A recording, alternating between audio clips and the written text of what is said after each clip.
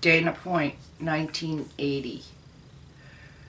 Roger Harrington read the handwritten note that was stuck under the doorbell. It was dated 8/20/80, the day before. Patty and Keith, we came by at 7 and no one was home. Call us if plans have changed. It was signed Meredith and Jay, names Roger recognized as friends of his daughter-in-law. He tried the front door and was surprised to find it locked. Keith and Patty rarely locked up when they were home, especially when they were expecting him for dinner. When Roger pulled into the driveway, he'd hit the garage door opener, and there were Keith and Patty's cars, his MG and her VW. If they weren't inside, they must be out jogging, Roger figured. He reached for a key hidden above the patio trellis and entered the house, taking the mail, which at a dozen pieces seemed unusually bulky, inside with him. The house at 33381 Cockleshell Drive is one of roughly 950 in Nagel Shores, a gated community in Dana Point, a beach town in southern Orange County. Roger owned the home, though his main residence was a condo in nearby Lakewood, closer to his office in Long Beach.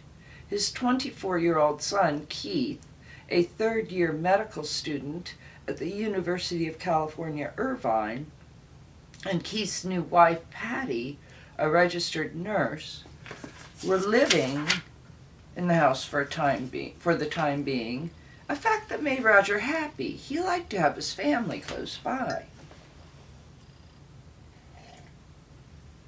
The house was decorated in late 70s style, swordfish on the wall, Tiffany chandelier, ropey plant hangers. Roger mixed himself a drink in the kitchen. Even though it wasn't yet dusk, the house was shadowed and still. The only thing moving was the ocean glinting blue through the south-facing windows and sliding glass doors. An Alpha Beta grocery bag with 2 cans of food sat in the kitchen sink.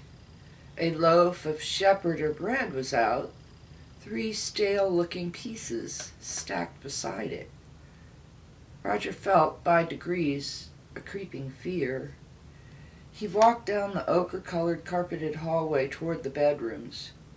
The door to the guest bedroom where Keith and Patty slept was open.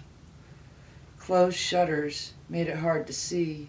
The bed was made, the comforter pulled up to the dark wood headboard. An unusual bump under the bedspread caught Roger's attention as he was about to close the door. He went over and pressed down. Feeling something hard, he pulled back the comforter. The contrast between the top of the undisturbed bedspread and what lay underneath was hard to compute. Keith and Patty were lying on their stomachs. Their arms were bent at strange angles, palms up. They seemed, in the strictest sense of the word, broken. Were it not for the ceiling, you might think they'd fallen from a great height. Such was the spread of blood beneath them. Keith was the youngest of Roger's 4 sons, excellent student, all-conference shortstop in high school. He'd had one long-term girlfriend before Patty, a fellow undergraduate pre-med student whom everyone assumed he'd marry until inexplicably to Roger she chose another med school to attend, and the couple broke up.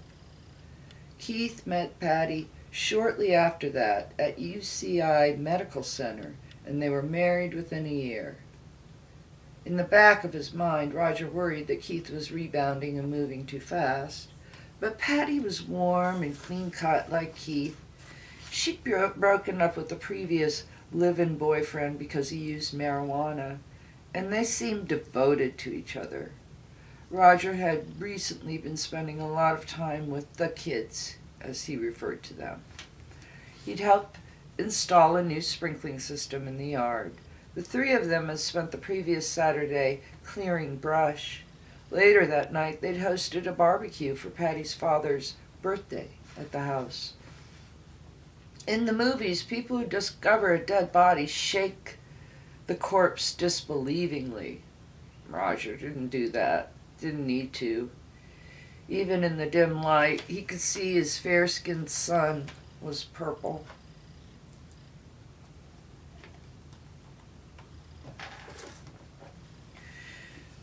There was no sign of a struggle, no evidence of forced entry, though one of the sliding glass doors had possibly been left unlocked. Patty bought groceries at 9:48 p.m. on Tuesday night, according to the Alpha Beta receipt. Her sister Sue called after that at 11 p.m. Keith answered sleepily and handed the phone to Patty. She told Sue they were in bed. She was expecting an early morning call from the nurse registry. A metal fragment consistent with brass was found in Patty's head wound. That suggested that sometime after Patty hung up with her sister and before she didn't appear at work Wednesday morning, someone picked up one of the newly installed brass sprinkler heads from the yard and slipped into the house, in a subdivision with a manned gate, and no one heard a thing. Reviewing the evidence of the Withen case 6 months later, criminalist Jim White of the Orange County Sheriff's Department felt in his gut that it was connected to the Harrington murders. The case shared similarities big and small. They involved middle-class victims bludgeoned to death in bed with objects the killer picked up at the home. In both cases, the killer took the murder weapon with him when he left. In both, the female victims were raped. The bodies of Keith and Patty Harrington showed evidence of ligature marks. Pieces of macrame cord were found in and around their bed. In the Withen case, 6 months later, ligature marks were also present on the body, but the binding material had been removed from the scene. The difference felt like evidence of learning. The cases also shared an intriguing medical link. Keith Harrington was a med student at UC Irvine, and Patty was a nurse who sometimes worked shifts at Mercy Hospital in Santa Ana. David Withen, Manuela's husband, had been a patient at Santa Ana Tustin Community Hospital when his wife was murdered. A wooden match with a short burn was found on the Harringtons' kitchen floor. None of the Harringtons were smokers. Investigators believed it belonged to the killer. 4 wooden matches were collected from the flower bed alongside the Withen house. Withen was an Irvine PD case. Harrington was Orange County Sheriff's. Investigators on both teams debated the possible connection. Taking on 2 people as the Harrington's killer had was considered unusual. It was high risk.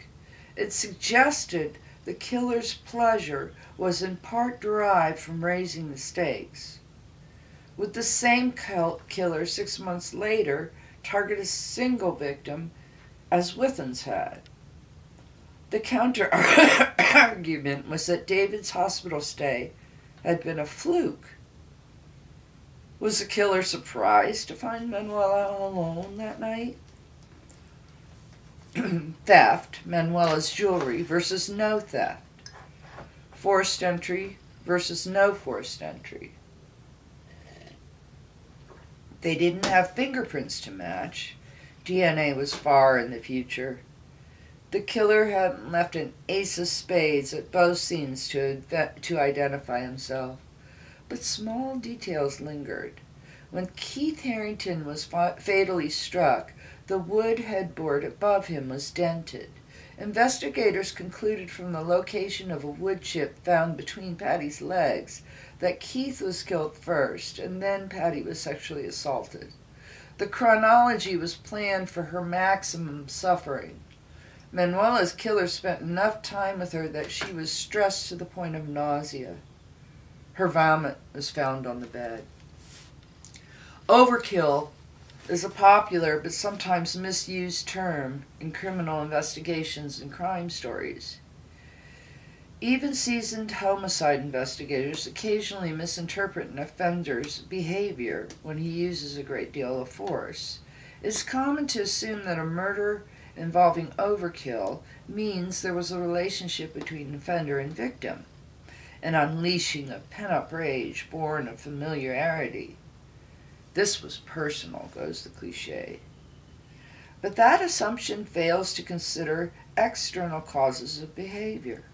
The level of force may depend on how much a victim resists. Tremendous injuries that look like a personal relationship gone horribly wrong might be the result of a protracted struggle between strangers. Most violent criminals smash through life like human sledgehammers. They have fists for hands and can't plan beyond their sightlines. They're caught easily. They talk too much. They return to the scene of the crime as conspicuous as tin cans on a bumper. But every so often a blue moon surfaces. A snow leopard slinks by.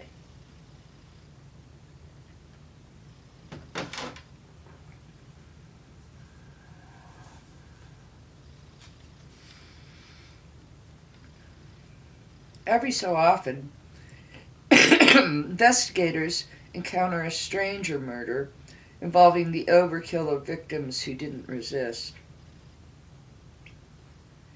Considering that Manuela and Patty were bound and therefore by definition compliant, the amount of force used to bludgeon them revealed an extreme amount of rage directed at the female. It was unusual to see such frenzied anger combined with calculated planning. A forensic match between the cases didn't exist, but a feeling did, a sense that a single mind was at work, someone who didn't leave many clues or talk or show his face.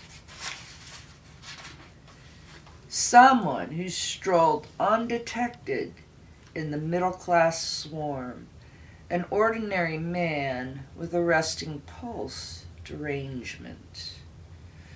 The possible connection between Harrington and Withen was never dismissed outright, just put aside as the cases went cold.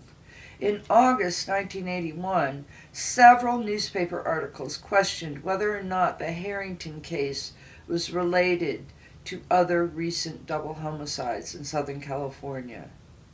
Is a psychopathic night stalker murdering Southern California couples in their beds?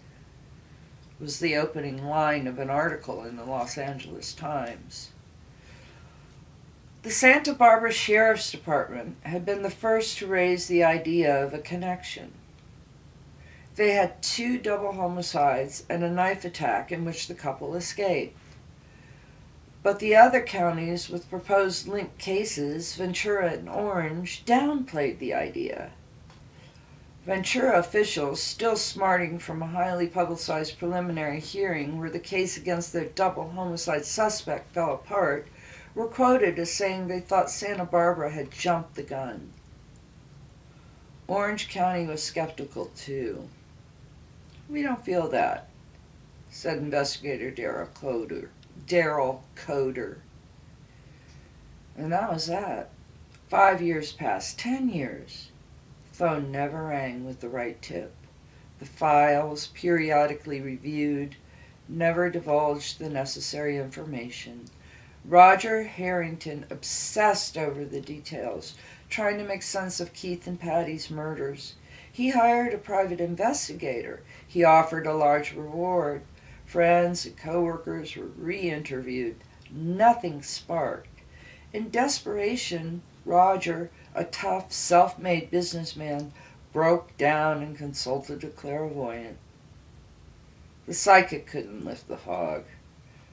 Roger re-examined every moment he spent with Keith and Patty before their deaths. Their murders were a loop of fragmentary details that never cohered and never stopped rotating in his head.